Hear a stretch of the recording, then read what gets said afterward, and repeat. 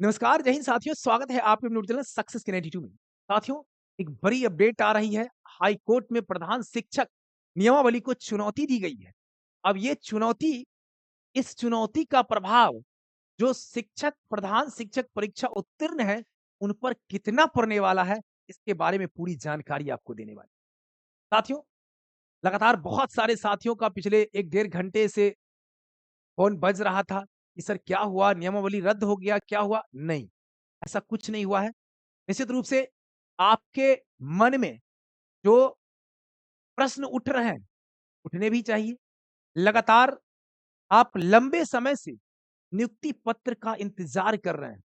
हर step को पार करके आपने फॉर्म भरा, आपने तैयारियाँ की, आपने परीक्षा दिया, आपने परिणाम का इंतज़ार किया, आपने परिणाम देखा, फिर काउंसलिंग कराया, री-काउंसलिंग करवाया और अंततः जिला तक चयन कर लिया है। अब जिला आवंटन की बात है, जिला आवंटन होता और 10 मार्च तक जिला आवंटन होना था, 18 मार्च तक आपको नियुक्ति पत्र मिलता और इसी मार्च के अंदर अंत मार्च तक आप योगदान करते और 1 अप्रैल से यानी अप्रैल जो नई सत्र आ रही थी, इस नए सत्र में आप एज़ ए विद्यालय प्रधानाध्यापक विद्यालय के अंदर नियुक्त हो।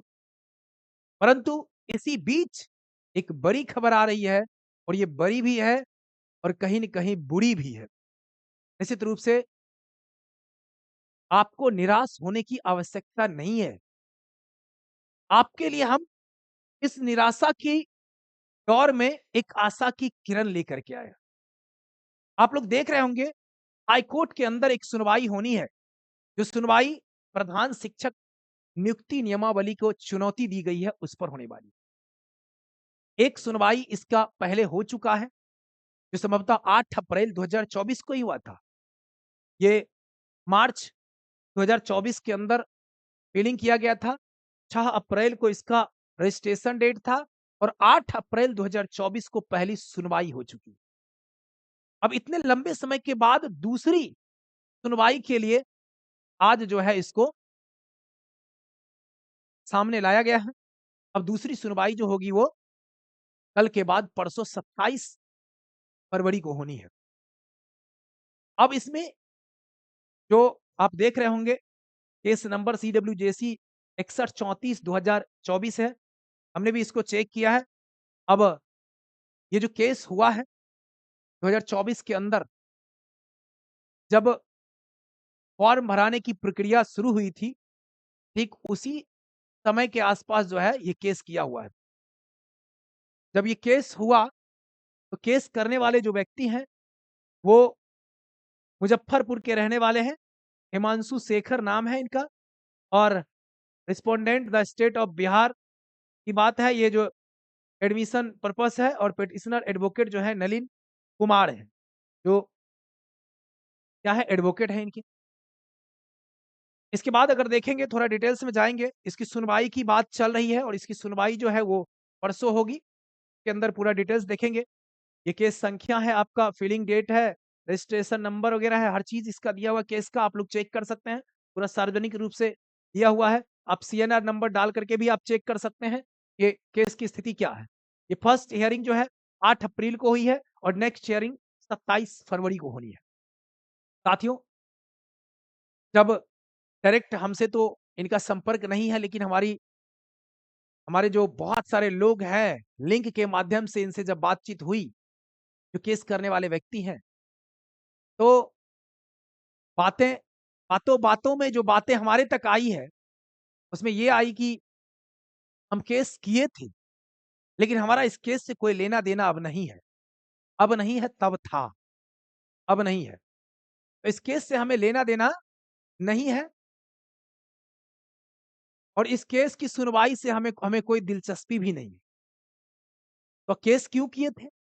तो केस हम 2 बात को लेकर के किए थे कि जो अनुभव वाले शिक्षक हैं, अनुभव वाले शिक्षक, वो उनको प्राथमिकता दिया जाए। तो ये 8 वर्ष कौन-सी लिया गया है?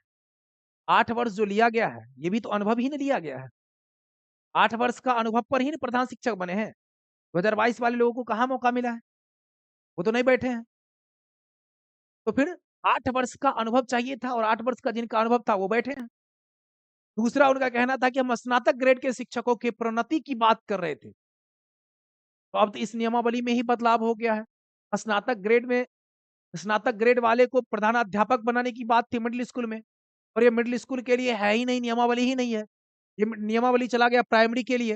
ये केवल 1 टू 5 के शिक्षकों के लिए, केवल मतलब 1 टू 5 के विद्यालयों के लिए है, जिसमें सभी लोग उसमें जा सकते हैं, 1 टू 5 के, 6 टू 8 के, जो प्रधान बनने के लिए इच्छुक होंगे। तो मामला इनका रफा-दफा हो जाता है।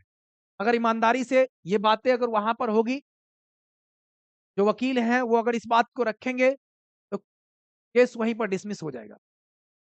क्योंकि अनुभव भी इसमें दी गई है, और जो स्नातक ग्रेड की बात हो रही है कि उनको प्रधानाध्यापक बनाया जाना चाहे मिडिल स्कूल के अंदर, और ये मिडिल स्कूल की बात ही नहीं है, प्राइमरी के अंदर चला गया, दोनों बात यहाँ पर फॉल्स हो जाएगा।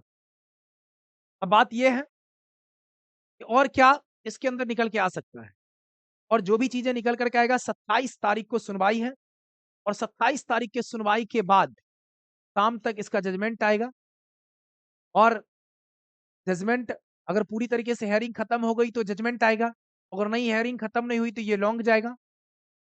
तो अब जो उत्तीर्ण शिक्षक है उनको क्या करना चाहिए? बिल्कुल टेंशन नहीं लेने की बात है।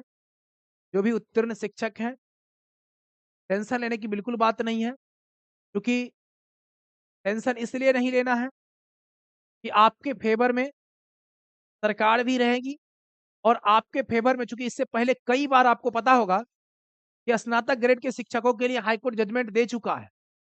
स्नातक ग्रेड के शिक्षकों को कई बार प्रमोशन को लेकर के दिया है, 4 वर्ष के बाद प्रोन्नति करके और आप हेडमास्टर बनाइए मिडिल स्कूल के अंदर। लेकिन क्या आज तक हुआ? नहीं हुआ। कई बार दिया है, हमें लगता है 2 से 3 बार दिया हुआ है। आप पता कर लीजिएगा, बाकी जानकारी आप लोग अपने स्तर से पता कर सकते हैं। तो अगर सरकार या विभाग कहिए आपके फेवर में है, तो ज़्यादा दिक्कत की बात है ही नहीं, और विभाग आपके फेवर में है, क्योंकि पूर्व से चाह रही है कि हम प्रधान की नियुक्ति नियमावली 2000, जो एनईपी 2020 है उसके अंदर भी है कि प्रधान की नियुक्ति जो होगा, ये एक तरह से कहिए तो प्रेस भी हो रहा है, अनुभव भी है, और नहीं, प्रेस भी है, परीक्षा के आधार पे हो रहा है, तो कोई टेंशन की बात नहीं है। और कल बस यही बात है कि भोले बाबा की कृपा होगा तो निश्चित रूप से सभी लोग, भोले बाबा किसी को नाराज नहीं करते हैं, सभी लोग कल मस्ती से पूजा पाठ करिए। महादेव हैं, देवों के देव हैं, उनका आशीर्वाद रहा तो कोई दिक्कत नहीं होगा। ठीक है, निश्चित रूप से वो 10 तारीख तक आपका जिला का आवंटन, और 18 तारीख तक आपको मिल जाएगा नियुक्ति पत्र, फिर कोई दिक्कत होने वाली बातें बिल्कुल नहीं होगी। ठीक है, तमाम साथियों के साथ शेयर करिए, चैनल पर नए होंगे चैनल को सब्सक्राइब कर लीजिए, और सबसे महत्वपूर्ण बात आपको बता दें कि देखिए, जो आप देखते आए होंगे, जो दूसरों को भला करता है ना, उसका भला खुद ब खुद होता रहता है। ठीक है, ऊपर वाले भला करते रहते हैं, तो आप भला करने के कार्य में जरूर जुड़िए। हमने एक व्हाट्सएप ग्रुप बनाया हुआ, Bihar teachers education welfare society के नाम से, आप लोग उसमें जरूर जुड़िए। देखिए डिस्क्रिप्शन में भी है, और जहां कमेंट करते हैं वहां भी, दोनों जगह पर लिंक दिया हुआ है। ग्रुप को ज्वाइन करिए, और निश्चित रूप से हमारी जो क्षमता है उसके अनुरूप हम सहयोग करते ही हैं, और सभी लोग मिलजुल करके उस ग्रुप को आगे बढ़ाइए। पूरे पूरे बिहार स्तर पर जो है, ये Bihar teachers education welfare society काम करना चाहिए। इसमें प्रधान शिक्षकों की अहम भूमिका होगी। आप तमाम साथी जुड़िए। सक्सेस की 92 हमेशा आप तमाम साथियों के हित की बात करते आई है। आप तमाम साथियों के लिए तत्पर रहती है हमारी टीम। तो ग्रुप में ज्वाइन करिए, अपना-अपना मंतव्य दीजिएगा। हर एक चीज़ जो है आपके सामने होगा, पारदर्शी तरीके से होगा। किसी का कोई ऐसा बात नहीं है कि आपसे छुप-छुपा के कोई काम होगा, ऐसा कुछ भी नहीं है। और आप जान रहे हैं, जो आप लगातार हमारे यहाँ क्लास किए हैं सक्सेस की 92 से जुड़ करके, वो हमें बखूबी जानते हैं।